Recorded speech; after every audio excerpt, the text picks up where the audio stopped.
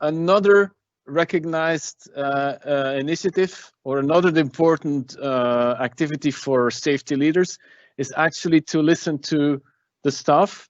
And a good tool to do that is to have a safety climate survey. The agency will launch this European Rail Safety Climate Survey next year and give the opportunity to any railway company to participate. Obviously, Dunia, you have a strong experience in launching such safety climate surveys. What are for you the key factors, key success factors? And how can we actually manage to get a high response rate? I think, in fact, it is a great to have a full picture of the safety climate in the European rail sector. And the safety climate survey allows people to express their perceptions, how they feel, how they live safety in their organization. And I think that at the same time, we need to be aware that it is perceptions. So this can be sometimes quite far from some factual elements that we can get from other means. In a way, it is a very interesting thing, and it allows us to have a better understanding of the practices and the way people see things. And I think that at the shop floor level, it is interesting to have their perception, for example, of how they can feel about how high potential incidents are managed. And maybe sometimes they can feel that there is not that much attention, for example, to these incidents, even if we ask the same question to the prevention staff, they will feel that they do much work on this. So it is also a very interesting thing to compare the results between different categories. And what we can say also is that a safety climate survey is complementary to other tools, for example, observation, focus groups, document analysis, if you want to have really a complete view of the safety culture of an organization or a sector. To be more precise on some key factors, what I would say is first of all, it is in the construction of a perception survey. So in fact, it is a specialist work, especially in the formulation of questions, to ensure, for example, that in the wording we don't build some bias and there are not several questions in one, etc.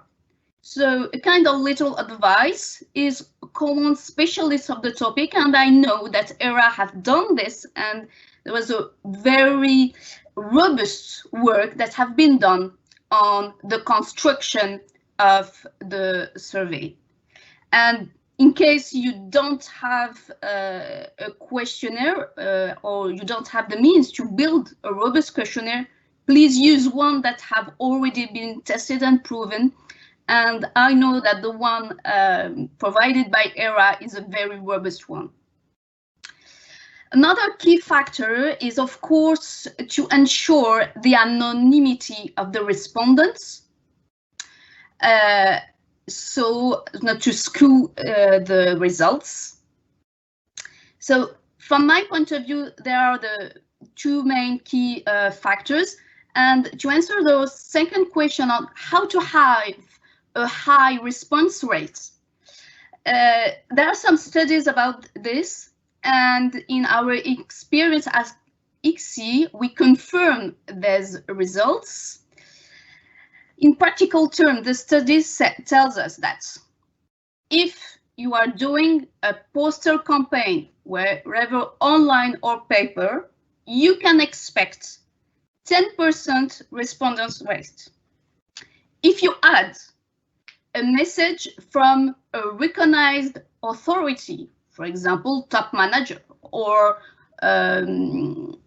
you can expect then 30% response rate.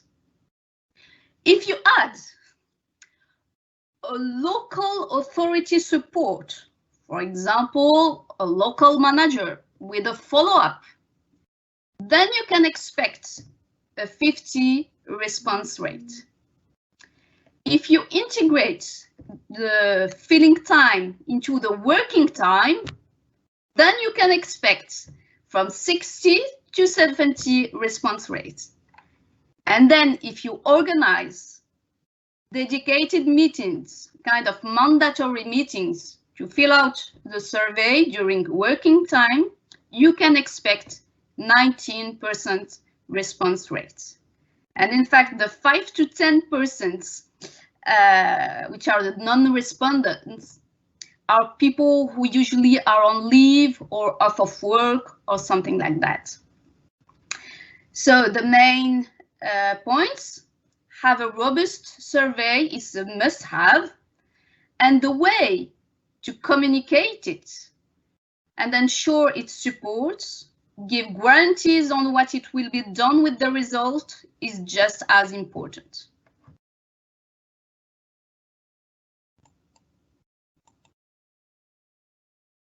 Thank you, Dunia. That's a lot of very interesting and good advice that we will certainly take into account.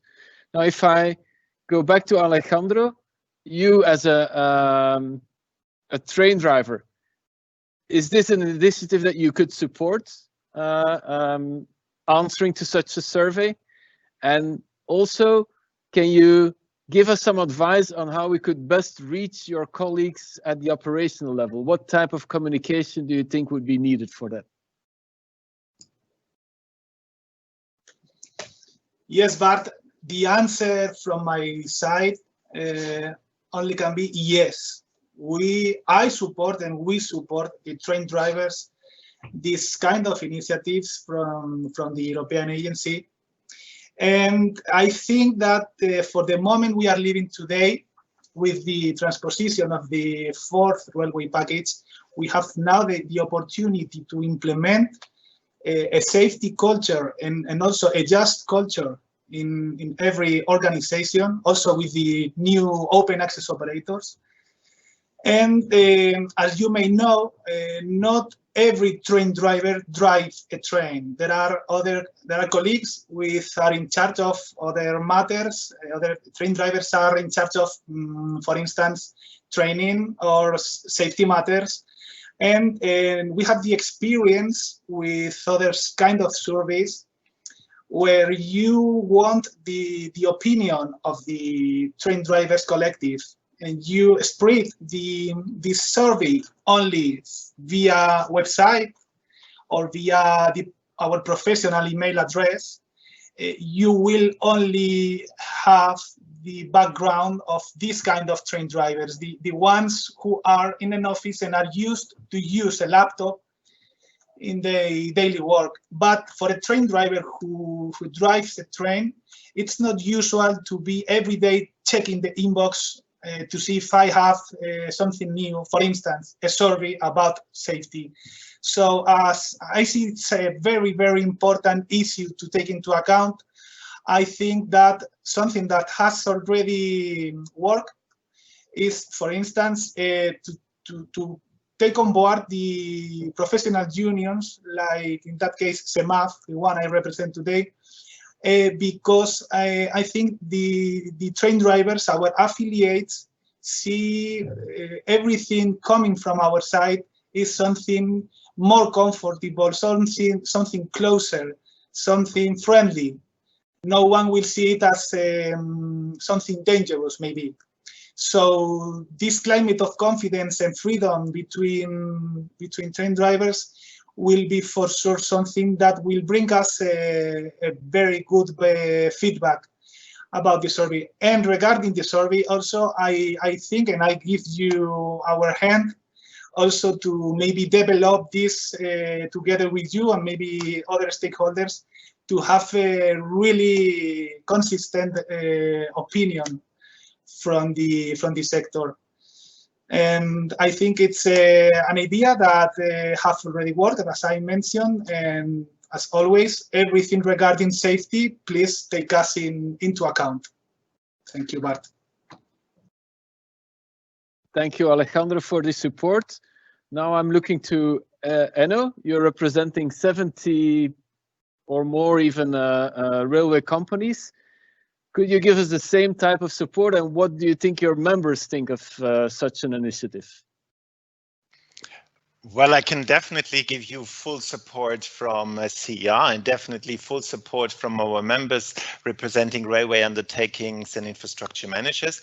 I would like to put this in the bigger picture of the safety culture, because from our point of view, shaping a sound safety culture really requires a lot of data and a lot of information in order to shape and further develop this safety culture. We think it's definitely a twofold approach. So the first step, or the first bit, is the safety climate survey, delivering one input to shaping a sound safety culture. And then it's as well as about our performance. And here I think this is to be seen in the light of the CSM ASLP to assess the safety level and performance of the railway undertakings.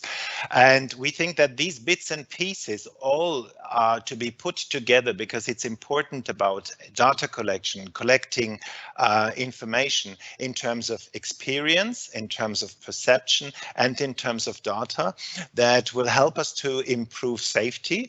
And we strongly believe in developing this safety culture based on facts and figures.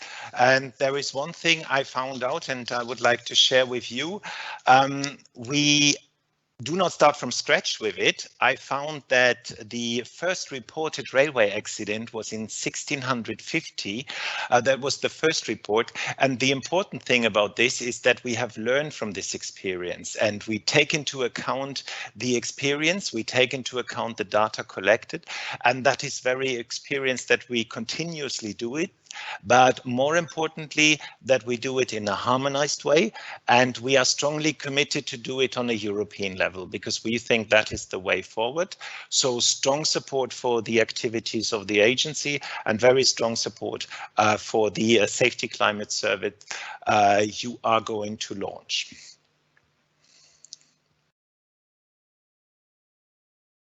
Thank you, Enno. That's very good to hear. Now I would like to hear from Kay. I know that you have in Irisrael already some experience with launching a survey and using this as an input for the improvement of your safety culture. Is there anything on this you can share with us? Yeah, I suppose first things first, you have to put in a lot of effort to make sure that you actually get the survey to the right people. And I really take the point of providing some time within the working day for people to complete the survey.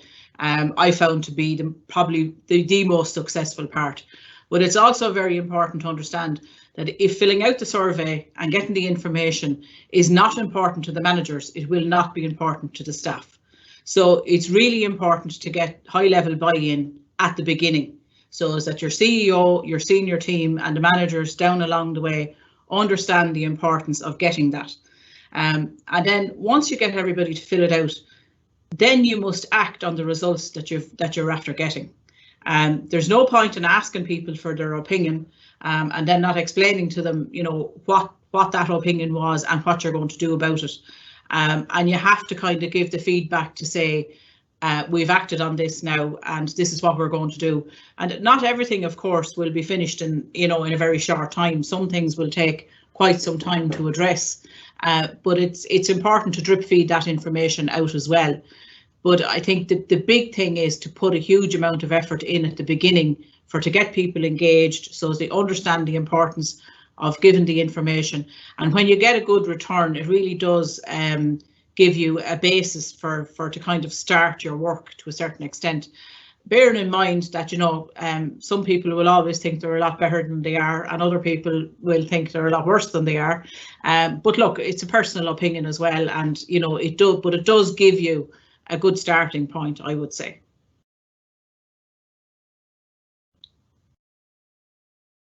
So a good starting point, and definitely you need to build the actions then on the results of the survey. Kirsi, as an authority or as representing an authority, what is your view on the possible use of such a survey results?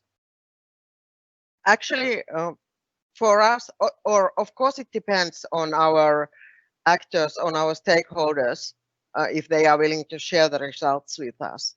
So that would be one possibility, but we have already decided that we will participate into the survey as an NSA.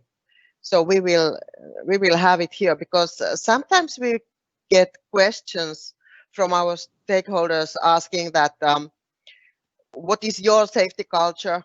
What is the level of your safety culture as an NSA? Or do you do risk assessments like we do as stakeholders, things like that? So this is also part of showing them that we understand that we are a part of building in positive safety culture. So definitely we are taking part, and we encourage all our stakeholders to participate in the survey. Thank you, Kirsi. That's very good to hear. And then maybe as last, but definitely not least, Peter, what is your view on such a survey?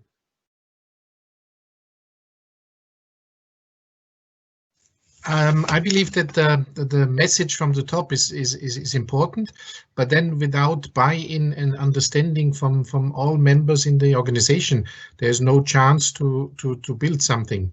So without listening, without really understanding what arrived and what is the actions, that's key to the future.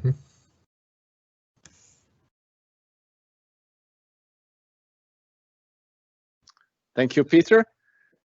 So thank you all very much for these very interesting contributions. I think it's now time to go through some of the questions that we received. Maybe, Enno, you can help me with replying to this question from the audience. Do you think that a harmonized safety culture or safety leadership is really relevant in Europe? Well, I said we have all different starting points. We all have different cultures in Europe, but that is the discussion we had, that we slowly, as we are all interlinked, we slowly want to strive towards a harmonized safety culture, of course, taking into account the background where we come from. But it would be a bit strange, to be honest, if we talk about the single European railway area on the one hand, and then on the other hand, we promote national approaches. We fully acknowledge, of course, the different cultural background, but in particular for the railway sector, I think we should perhaps in this respect, we will not make a huge leap forward in the next or in the near future, but I think we should commit to take these steps to define a common safety culture. We believe it is absolutely essential. Here we can have a look at the aviation sector. I think they are more advanced already in terms of harmonization. We believe we should go this way. It will be, let me say, a long way, but we are fully committed to it, and we don't think there is really an alternative to it. Thank you, Enno. Another or several questions ask about the more practical aspects of implementing the results of this service. Okay, could you develop a bit more on what type of actions you actually can base on the results of the survey? And can you give some concrete examples? Yes, well, I suppose on the previous survey that we did, we found, for example, that people found we didn't communicate very well. Some areas, of course, were better than others. So we embarked on a project to improve the communications and look at how we might have a further reach, because bearing in mind that not everybody would have email, or maybe even if they did, they wouldn't use it in the organisation. And a lot of people work shift, you know, and they would be out and about most of the time. So it was around thinking around how could we reach those people. So we set up what we call iConnect, which is a kind of a social media platform, and we're able to put messages out through that. So we're able to update them on what's going on in the company. So that's just maybe a small example. Also, some of the feedback we got was that our managers were not good leaders. That some of them did not understand, you know, how they could influence safety, and in fact, if anything, they were maybe making it worse in the workplace. They didn't understand that, you know, always the pressure of work can sometimes lead to safety, you know, not being, the rules and regulations not being obeyed. And that was also one of the reasons that we've embarked on the safety leadership training, for example. Also, we have trained people, we've looked at the competence regime that we have to make sure that it is practical and that it actually really applies to the task at hand. And some of what we would have found with that is that whilst technical people writing instructions for maintenance activities with, you know, the best intention in the world, they're not out actually carrying out the activity. So they need to go and ask the person that's carrying out the activity whether the instruction that they have written works or not. And we have done quite a bit of that, and it has meant that some of these instructions have had to change, because in a practical sense you perhaps couldn't follow the way that the instruction was written, which of course then meant that people were devising a workaround for themselves, and all of a sudden then the deviance from instructions became the norm. So there are just a few practical things, I suppose, that we found from the, you know, when we looked at the results of the survey. But, you know, so sometimes the results can be a little bit woolly, and you really have to think about how you're going to practically implement an improvement in that area. So we also had some workshops where we asked people, well, what do you think we can do to improve things here? And we got some feedback from that as well, and that was useful as well.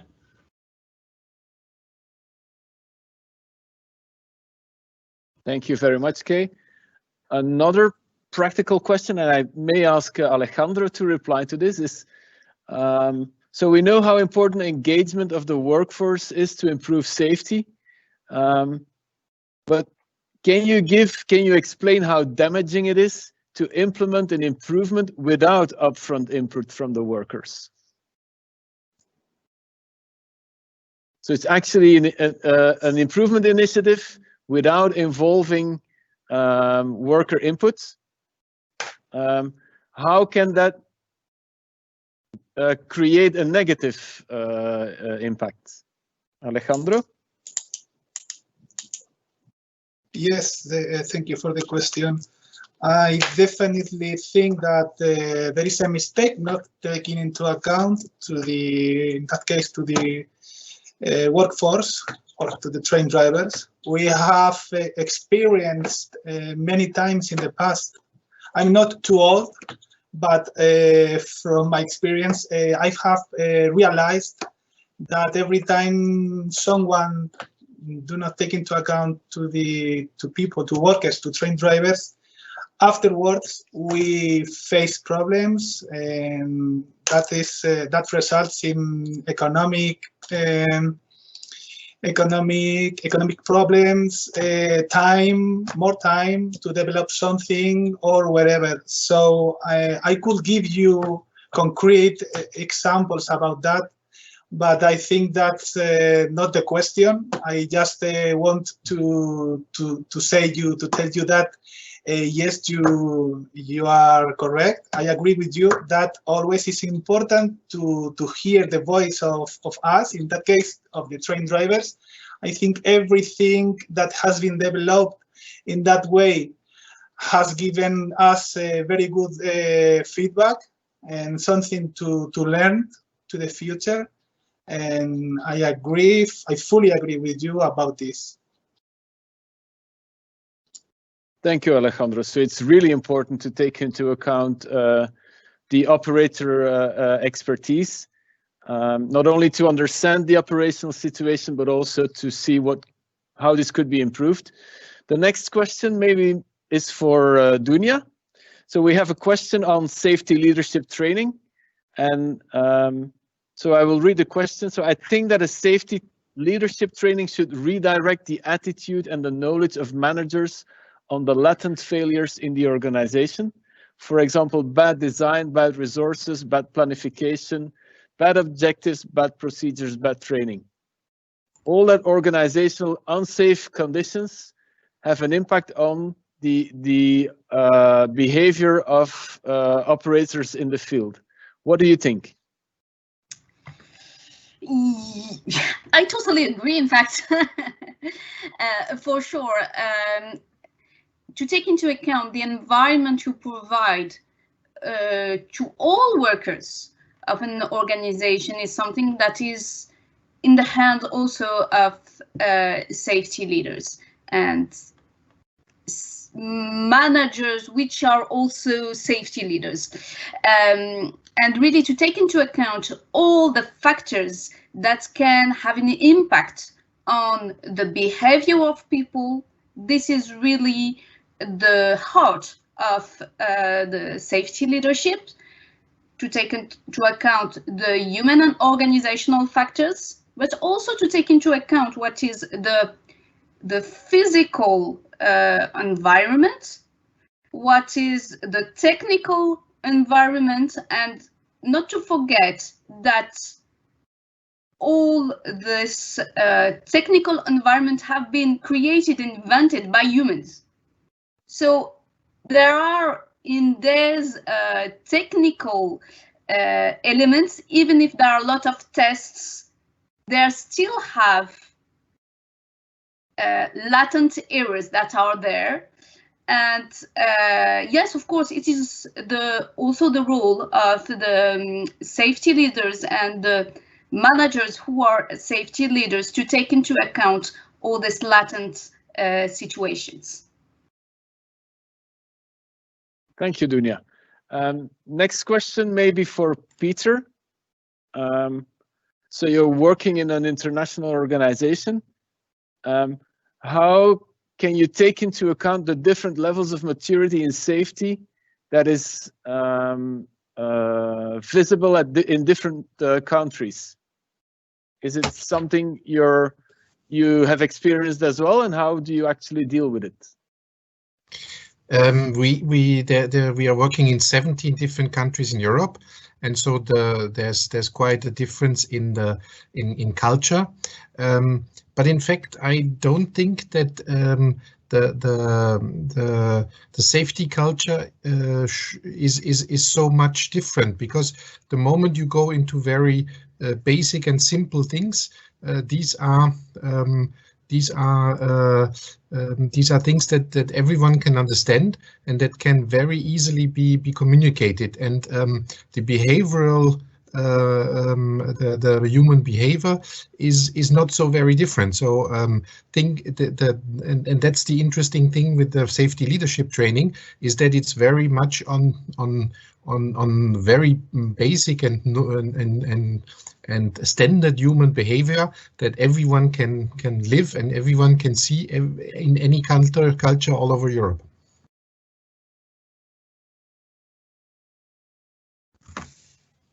Thank you. So that's actually a very optimistic point of view. So that gives us some room for further development, but also a good starting point. Maybe one last question, which is also more or less related to differences in different member states for Kirsi. Do you think that the organization of national safety authorities should be similar in different member states in order to address safety management and safety culture in the same way?